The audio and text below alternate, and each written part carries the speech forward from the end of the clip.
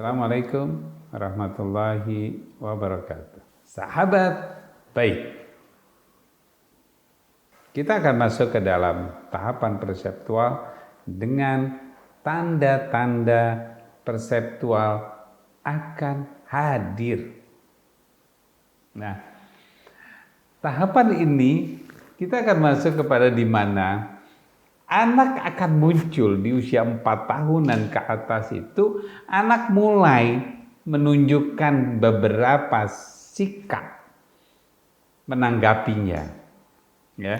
Jadi pada saat ini kita sering menyebut anak-anak kita, anak-anak yang berbagai macam yang anak kita laluinya. Jadi dari beberapa sudut pandangan ketika masa perseptual ini muncul, ya, kita banyak melabelisasinya. Banyak yang kita bisa perhatikan. Karena pada masa-masa yang seperti ini, masa di mana anak mulai berinteraksi secara langsung atau menanggapinya, yang membuat hubungan-hubungan yang tidak sesuai antara lingkungan dengan dirinya. Di usia ini, anak mulai mencoba berbagai macam karena ada proses penjelajahan. Ketika anak mulai masuk kepada penjelajahan, di saat itu ada proses perbedaan antara dirinya dengan orang di sekitarnya, terutama orang tuanya, kakaknya, atau adiknya, atau lingkungan yang lainnya, yang membuat anak-anak ini muncul berbagai macam perseptualnya. Ya, berbagai apa yang diberikan tanda-tanda tersebut, kita bisa lihat bahwa anak di usia ini semaunya sendiri. Kadang dia melakukan suatu, mengerjakan sesuatu tidak sesuai dengan diri kita sebagai orang tua. Atau bisa dikatakan anak masuk dalam proses pembangkangan. Ketika kita minta dia mengambil sesuatu, maka dia akan pergi dulu kemana-mana. Dia jalan dulu, baru dia mau mengambilnya. Oke. Atau dia bangun tidur, dia pergi kemana-mana. Kebiasaan-kebiasaan yang sudah kita latih, maka dia mencoba untuk merubahnya. Pakaian yang dia gunakan pun, dia mencoba untuk merubahnya. Bisa dia melakukannya karena imitasi dari teman sebaya, atau orang lain, atau TV, atau apa saja. Yang kemudian dia akan mencoba untuk melakukannya. Dari masa pembangkangan atau egosentris ini, maka kita akan dapatkan anak di usia ini seenaknya. Ketika dia mau pergi, pergi saja jalan, buka pintu. Mengambil sesuatu diambil saja tanpa ada. Walaupun kita sudah latih dia dengan kedisiplinan, kita latih dengan akhlak, dengan keteraturan. Tapi pada saat ini kadang-kadang dia mencoba untuk melanggarnya atau disebut dengan membangkangnya. Pada masa inilah usia anak di mana pada saat itu semaunya.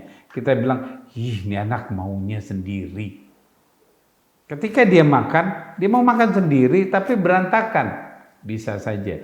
Atau ketika kita berikan sesuatu makanan, dia nggak mau, maunya makanan yang dia mau sendiri. Ini adalah proses di mana anak mengalami yang disebut dengan mencoba melakukan yang tidak sesuai dengan orang lain. Karena dia punya diferensiasi, perbedaan. Kenapa kok dia begitu? Kenapa dia begini? Bukan dia ingin mencobanya. Oke. Masa ini yang disebut dengan masa semaunya sendiri. Kemudian banyak anak-anak yang seperti ini dianggap negatif.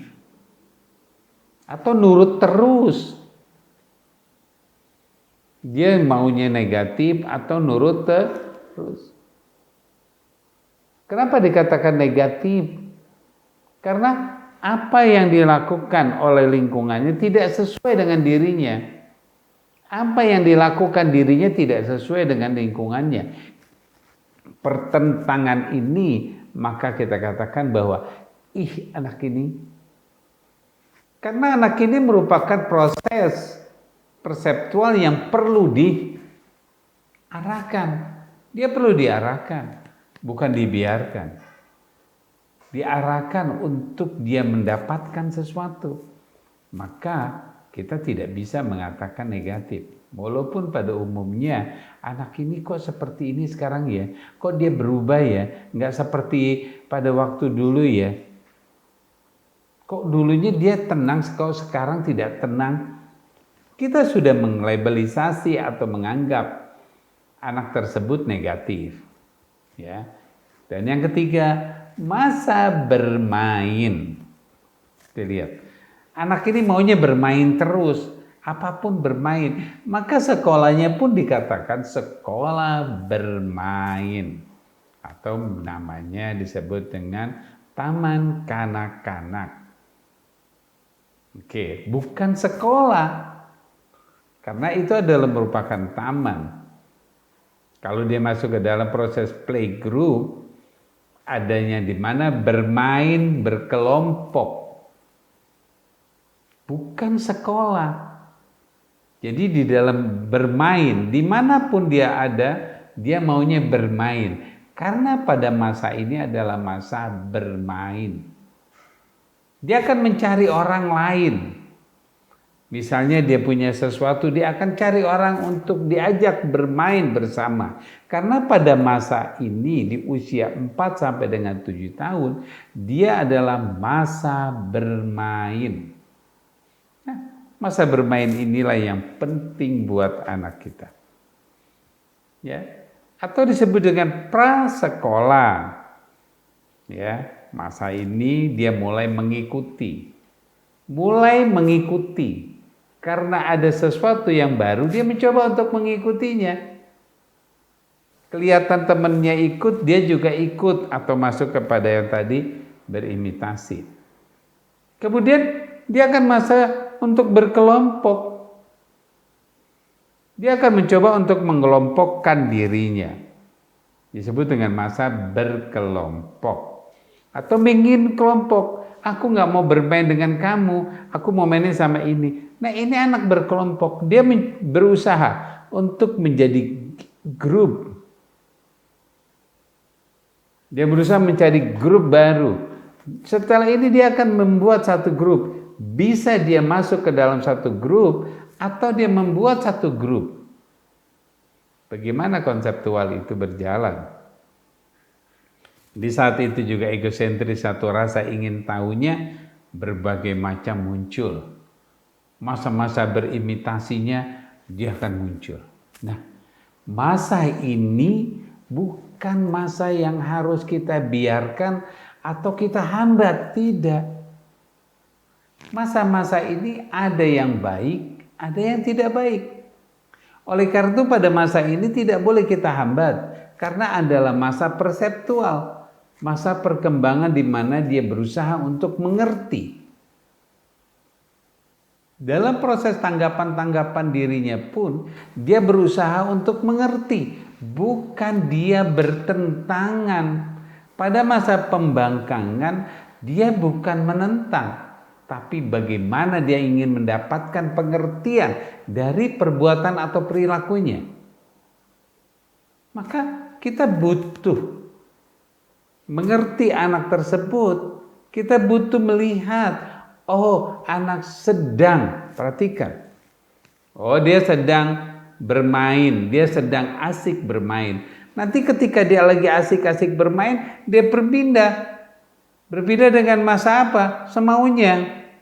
Bisa masa berkelompok, masa menjelajahi yang seperti pengertian perseptual tadi. Episode yang sebelumnya kita jelaskan, ya. Jadi masa-masa yang seperti ini, tanda-tanda yang dia munculkan, inilah tanda-tanda perseptual. Ketika masa ini sudah dia dapatkan, dia achievement, dia bisa mengerti, dia akan naik kepada masa kongretual. Jadi tanda-tanda ini adalah tanda-tanda perseptual di mana kita akan bisa melihat bagaimana tanda-tanda ini akan memunculkan fungsinya. Fungsi apa? Fungsi fisiologi. Kita lihat, ketika dia bermain, dia akan menggunakan ototnya. Nanti kita akan berbicara pada fungsi fisiologi. Kita juga akan berbicara pada fungsi psikologisnya. Bagaimana dia mengeksplor dirinya. Kemampuan-kemampuan yang dia sudah dapatkan, informasi yang dia dapatkan, verbalisasi, wicara yang dia dapatkan, bagaimana dia mengeksplornya. Di saat itulah proses ini akan benar-benar bermanfaat buat anak-anak yang sedang perseptual. Masih ingat? 0 sampai 4 tahun, anak 50% dia akan menyerap. 4 sampai dengan 8 tahun, 30% dia akan menyerap. 8 sampai 12 tahun, 20% dia akan menyerap. Jadi, konseptual yang sudah matang, 30% dia berusaha menanggapinya. Hasil yang dia dapatkan, dia akan berikan. Dia akan mencari. Bagaimana perlakuan kita, 30% dia akan sesuaikan dengan 50% yang dia dapatkan. Kalau positif dengan positif dia dapatkan, oh luar biasa hasilnya. Maka perseptual, tahapan-tahapan perseptual ini akan berjalan dengan baik, yang akan melalui pada tahapan berikutnya kongretual. Di tahapan perseptual ini, tanda-tanda tersebut akan menghasilkan beberapa fungsinya. Jadi, kalau PAC mengatakan praoperasional, psikologi kita akan terus masuk ke dalam proses yang namanya fungsi. Dia akan memfungsikan dirinya, hasil yang dia peroleh. Dari konseptual, maka dia akan fungsikan otot-ototnya dari masukan makannya, kemudian fungsi psikologisnya, informasi yang dia dapat bagaimana dia menanggapinya. Oleh karena itu, kita akan masuk kepada fungsi-fungsinya, fungsi dalam perseptual ini di episode berikutnya. Terima kasih.